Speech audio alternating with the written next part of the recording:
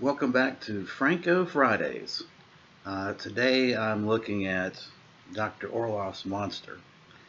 I know last Friday I had promised to look at the sinister eyes of Dr. Orloff, which is part of the Forgotten Films double feature, but I got kind of engrossed in the Orloff Monster Abyss and decided I would cover this film and then I'll pick back up and finish that Forgotten Films Blu-ray next Friday. Um, So where to begin with Orloff's Monster? This was made in 1964.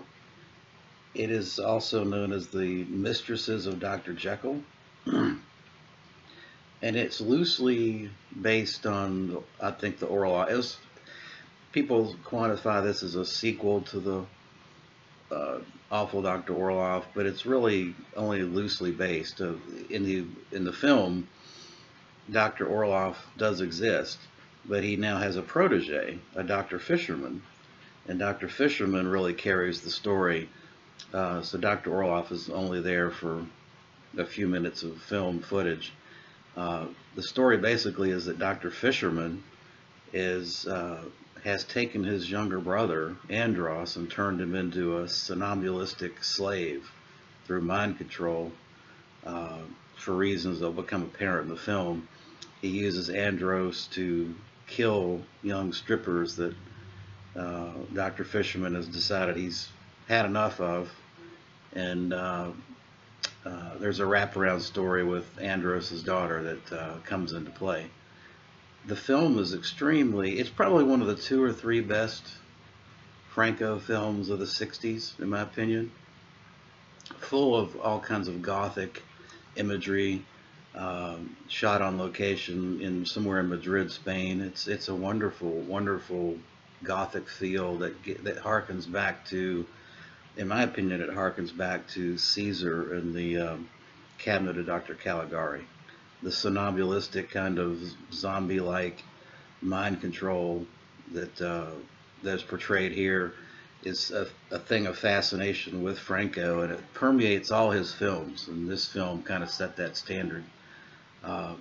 The monster also has well, he's got these reptilian features, kind of a cracked face, like if you poured milk on your face and let it dry for 2 days. He also has some semblance to Christopher Lee in The Curse of Frankenstein, but I think the closest portrayal that I could compare it to would be The Cabinet of Dr. Caligari, which there's also winking nods to the Hammer films, besides how Andros, played by Hugo Blanco, is kind of his how he's dressed in the film, and to some extent how he looks as far as facial features. There's a nod to Curse of Frankenstein, but having called Dr. Fisherman, I think is a nod to as well to Terence Fisher. This film also, you could also claim that this film is the first to come forward with the thesis that if you shoot the zombie in the head, you kill the zombie. I don't know of another film prior to 1964 that laid that out so blatantly. So there's a lot of things that I think this film set the standard for, and the imagery is fantastic. It's a great film. The problems with it, there are some problems with it, and it's the usual kind of storyline problems. You've got some plot issues that come into play, particularly when you talk about the many different versions of this film. So there's what we know of as of now is that there was three versions of this film.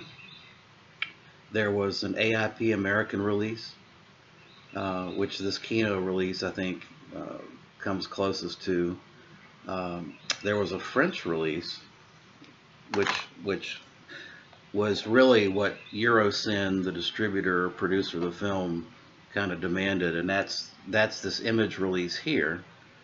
And then there's a Spanish version, which we think is what the director most intended, that very few people have seen. It's apparently only available on a DVD, VHS rip, that someone took a camcorder and recorded it off of a TV broadcast. So, trying to make sense of some of these Franco different versions of the same film is really is jumping into an abyss of rabbit holes and dead ends that you can really send yourself crazy trying to figure it out.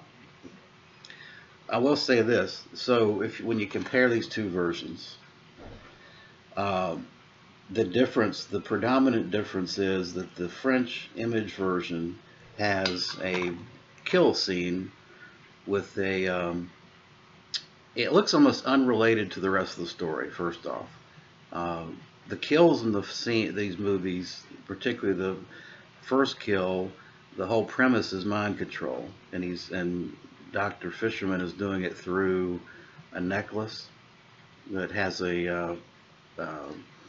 you can broadcast mind waves through the necklace. But in this one scene, the bathroom scene, the girl doesn't have a necklace on, and basically she strips down nude, gets in the bathtub, and is subsequently killed. And the guy that killed her is clearly not Hugo Blanco. Totally different actor. It looks like it's just an add-on scene with add-on nudity, which makes sense given the history of Eurocine. Apparently Eurocine or Eurocinema had a tendency to kind of force Jess Franco to juice up some nudity sequences for marketing in Europe. So I think that's what happened. I think they shot those juicier, sexier scenes at the behest of the producer of the distributor Eurocine. They also, Jess Franco's been pretty out in front in terms of talking about his aliases. The director credit is Jess Frank, and he hates that name, but apparently Eurocine asked him to do that because I guess it sounds more German. Apparently Eurocine had more of a German funding, so that's probably where we're at with that. Now both of these have almost the same 12-minute deleted footage. Except the Kino doesn't have the bathroom scene. So the bathroom scene, which really is kind of an unrelated kill, it doesn't really fit in the story. I don't think you're missing much by having that, and you kind of get it in the 12-minute of additional cut footage that's on here. So I really, unless you're just a hardcore Francophile, I would say you're fine getting this. I bought this just because I wanted to see for myself, and it was only $4. So yeah. The other thing you get on this Kino Redemption release is a commentary track by Tim Lucas, which is extremely informative, as always. He's a great commentator, and this is no exception. He doesn't go into the detail about the different versions that I would have hoped to have expected. I got that information from the Stephen Thrower book. So that's trying to delve into that abyss again is probably a waste of time, but I did it. I love the film though. I think it's one of his 2 or 3 best of the 60s, and if you're trying to determine whether you might be a Jess Franco-phile, give this a shot, particularly if you like the Euro, the early 60s Euro horror. This is one of the better ones, and I would highly recommend checking it out. So that will conclude my review of Dr. Orloff's Monster, and I appreciate you watching. I'll see you next Friday. Thanks.